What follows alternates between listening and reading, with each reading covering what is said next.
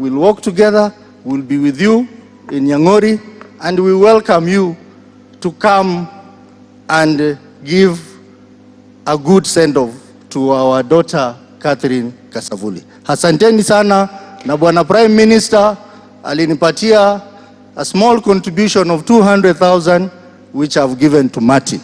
Thank you very much and God bless you. Asante sana, tumebakisha mtu mmoja peke yake, lakini nimeombwa nimkaribishe Ambassador Kabira ambaye niambiwa yeye ndiye alipoach Catherine akamleta KTN. Aje aseme neno moja kabla sijamwalika rais.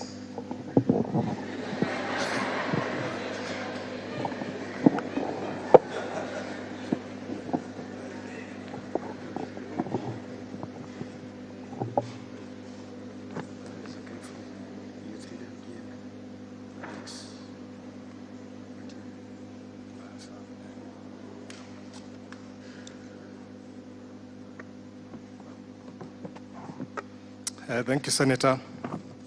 To Martin, Amareshol, the family of Kasavuli, and the leadership gathered here, colleagues of Catherine, I think the news bulletin is definitely overrunning. We are past that time.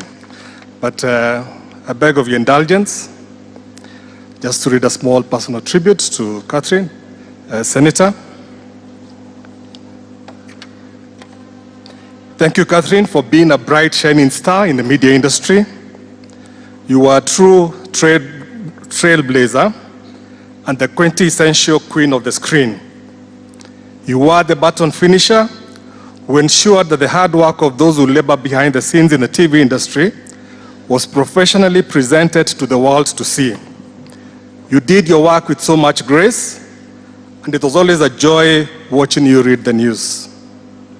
Off the screen, you are a kind-hearted person who brought much joy in the newsroom with a great sense of humor and wit. You are a true encourager, always mentoring and giving a helping hand to younger journalists. You are a stickler to etiquette, always reminding us that we needed to carry ourselves with the dignity of the profession, because as media, we were chronicling history and heralding the future in the words that we wrote and spoke. Thank you for being a team player, always appreciating the work of others, however junior or senior. You spoke and treated colleagues with great respect and appreciated their output, however big or small.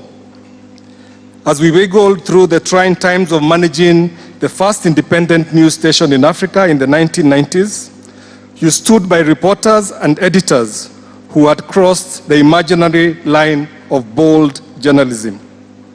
As a radio presenter, you melted our hearts with the choice of songs you played on Late Date.